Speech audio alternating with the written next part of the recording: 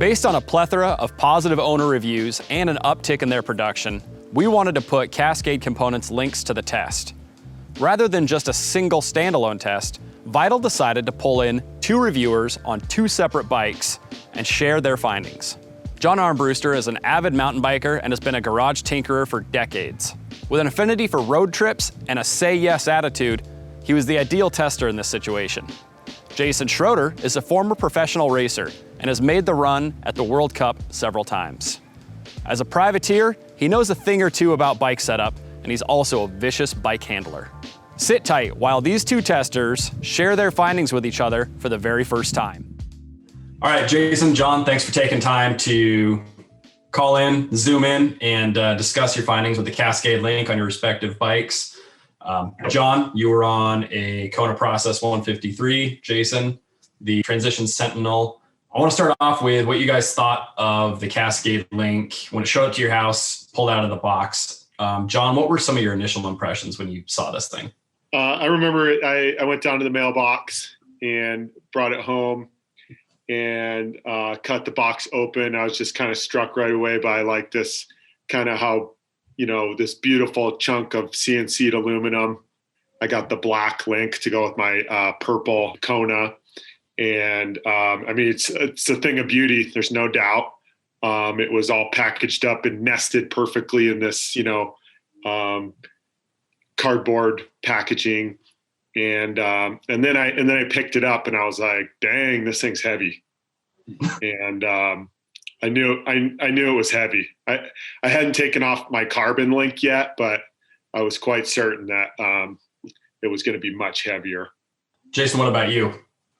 Yeah, I would say kind of the same thing. Weight in the hand was definitely noticeable over the stock link on my bike.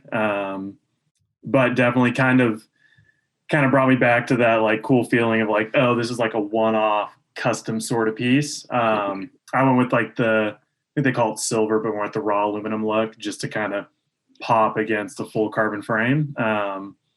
But yeah, I was definitely a little googly-eyed, definitely stoked just to like throw something on my bike that would turn some people's heads and, draw attention and whatnot. All right, so you get it out of the box. John, what was the installation process like? Dropping my link was a piece of cake. Popping that off was a piece of cake. Washers do go everywhere, spacers. But that was, they did warn me about that, I think, in the installation video. But I would like to say that it was straightforward because it's not complicated, but it wasn't easy. It was pretty difficult to get the spacers, particularly on the chain stays, because there's 2 spacers per side, and each one has to be just so that you can put it into place and then put the pivot bolts back in. And it took me, I struggled a little bit. If I had an extra hand or 2, it would have been a piece of cake. Or if a buddy were to help you, they could guide one side while you guided the other, and it'd probably be a piece of cake. I didn't have to completely remove the shock from the bike, which is nice. It was a bit of a struggle, but I stuck with it, got it done. Yeah. Right on. Jason, you kind of described maybe similar-ish experience, maybe not so gnarly, but with the washers and spacers. Yeah, for sure. And I think that's probably more maybe a knock, I guess, on transition than the link itself. Because I think you were just taking the stock link off to say clean things and then putting it back on, you would be dealing with the same headache with all those washers and stuff. But that was, other than that, as far as like alignment, tolerances, all that stuff with the link, I had no issues, which was sweet. It's also nice that it has like full, I think it's Enduro bearings that they put on those. Yeah. Because no knock and transition, but they're not like maybe the best bearings considering they're up in the Northwest. That's not just me. But so I was stoked on that because I've already replaced bearings once and I've had my bike 8 months. So with Enduro bearings, but kind of similar to what John's saying, like not having to pull the shock all the way off was nice. Other than that, it was fairly straightforward. That's a good point you make. It's really kind of a Kona thing. It's so hard to wrestle with all the spacers and. I don't have a solution though, so I don't really. Yeah, think it's just it was a really good fit. Definitely precision. I like the oversized bearings are nice, and my bike was definitely due for bearings, which I wouldn't have known had I not been changing out links. So for sure. Sweet. All right, so you get the thing on there, and you go out for those first couple of rides. Initial impressions. What did you notice about your bikes, if anything? What did you notice in how your bike performed, handled, suspension characteristics, John? Well, I headed out from the house, do one of my regular loops. And first thing I noticed was I didn't take any penalty on the climb. I left my shock in the open position, and I was able to climb the ledgy kind of square edges just as well as I was before. So I didn't really seem to take a hit on the climb at all. I was kind of in my head about the weight. Was that going to be a factor? And I didn't find it to be any real noticeable factor anyways. I don't think my bike is particularly light to begin with, and I didn't notice. And then where I really noticed the bike coming to life was on the downhill. My experience with the process in the rocky, kind of like longer, harsh, rocky downhill sections, the rear end would kind of pack up and get harsh. And I feel that the Cascade definitely helped with that. Kept it more plush, kept it more responsive. And I think that's because it changes the curve. I'm not a big guy, but it just gave it a little bit more of a bottomless feel. Increasing the travel is a bonus for sure. I definitely noticed more pop off of little jibs and things like that. On subsequent rides, took it off some bigger jumps and things like that, and it was night and day. That's where I really noticed that it had changed my bikes, changed the ride noticeably. Yeah.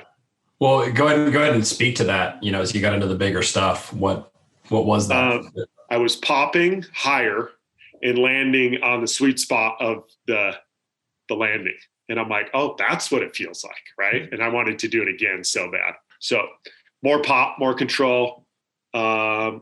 Less bottoming out. I rarely find bottom anyways, but it just makes it feel a little bit more bottomless. So I was sold for sure. Right on. That ride. Cool. Jason, initial impressions, you took it out on the trail. Cause you'd gone through a couple of rounds with it, right? Like you had it set up here, Boise, and then you took it out to Santa Cruz and got some more trail time with it. You kind of want to walk through that a bit. Yeah, for sure. I would say right off the bat, I was stoked because I didn't really notice any change in how my bike pedaled. I think that Sentinel for me has always climbed super well. I'll usually run my shock locked out with a little switch on it, but kind of play around both on and off and didn't notice a huge difference between the two. And then my first descent was on a trail that was pretty kind of high speed with like nothing that was like real jarring and quick, not a lot of like terrible high speed compressions. And I noticed being a bit more in the mid stroke as opposed to maybe like sitting in the bike deeper that I would have with like the stock link, which was great for kind of like using your body weight to counter trail stuff, whether it's pumping, even just trying to like bunny hop over little things. Felt like the suspension was maybe pushing against my efforts a little bit more as opposed to my weight kind of blowing through the stroke, which was awesome. Cause I think the Sentinel with the stock link is fairly linear, which I enjoy in a lot of aspects, but definitely on a 140 bike, there's times when you kind of reach the end of that stroke pretty aggressively. And being able to kind of ramp that a little bit towards the end was really nice. Going to like longer time on the bike and maybe like more trails, able to ride some bike park stuff, which was good because it was actually like proper and rough. Like it was definitely trails that like a 160 to 170 bike would be more ideal on. And I did notice, granted, I'm still going through travel more just because it's still only, I believe it's 146. It puts the bike at with the Cascade link. Still not a huge travel bike. It's definitely like in the trail bike realm. But riding stuff that has more high speed compressions, braking bumps, landing drops maybe, and jumps a little flat.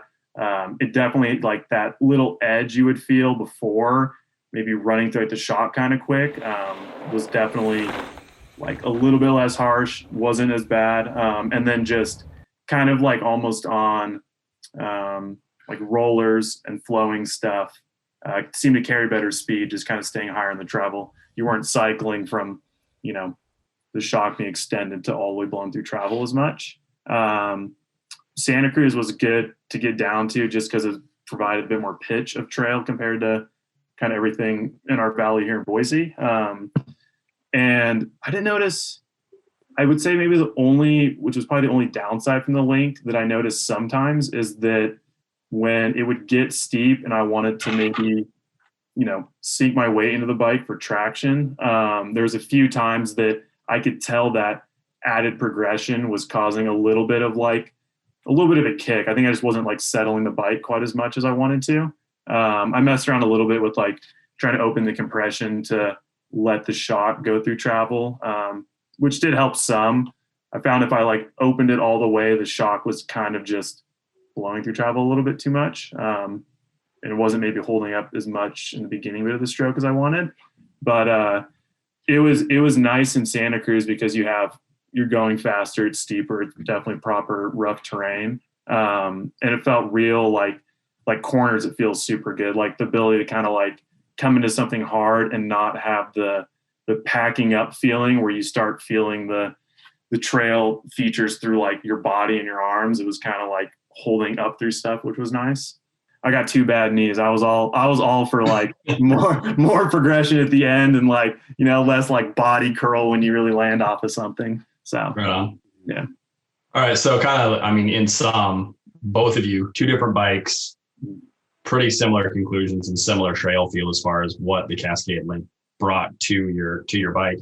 Kind of the $1 million question is, I guess, 2-part question. 1, is the Link still on your bike? 2, is it going to stay on your bike? John?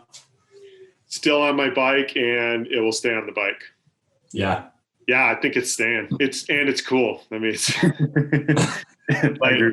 like Jason was saying, like it gives you that kind of like, you know, performance upgrade kind of, you know, it's pretty cool. Jason? Yeah. I think that I was thinking about taking it off for just these next few months where we're so snowed in here that like our trails that are accessible are very like smooth, flat, pedally. But to be honest, like, do I really want to take like the 30 minutes on each end to take it off and put it back on for summer? I probably won't, for the few times I'll ride in the snow. But yeah, I mean, it's still on my bike. I think kind of touching again on the point of like that like cool looking factor. It's cool that like, you know, a lot of times when like you hear about racers running like prototype stuff or whatever it is, it's like small things, or it's not, you don't catch it if you just like glance at a bike. When you got like a big ass link that just is like so counter the rest of the bike. I mean, I easily talked to like 2 people every ride. They were just like, what's going on with that link there? And I was like, you know, kind of diving into it. People definitely are like curious about it. But yeah, I'm stoked to leave it on and kind of, I mean, for my bike, it adds a little bit of travel, but it definitely takes, you know, I bought a Sentinel to definitely pedal a bit better and get me to more stuff and then still be capable in the descents. And now I think I have a bike that'll do all of that, but actually be a little more enjoyable in the descents and kind of more on like that gravity side of things that I enjoy more. Sick. Yeah. All right. John, who do you think this link is for? Well, I mean, I think more pop is more fun, right? And I'm kind of that rider who's, I always seem to be, you know, kind of like looking to get a little bit better so I can keep up with the guys I ride with. And so the link is for a rider like me because it gave me a little bit more pop, a little bit more air time, which is confidence boosting and gets me to the landing. You know what I mean? So that's why it's for a rider like me. Sick. All right. Jason? I would say kind of bottom line who this is for would be rider who want to kind of blur the line of not getting another bike that's an enduro bike, but have something that's going to be pretty capable on almost anything you would take a 170 bike on.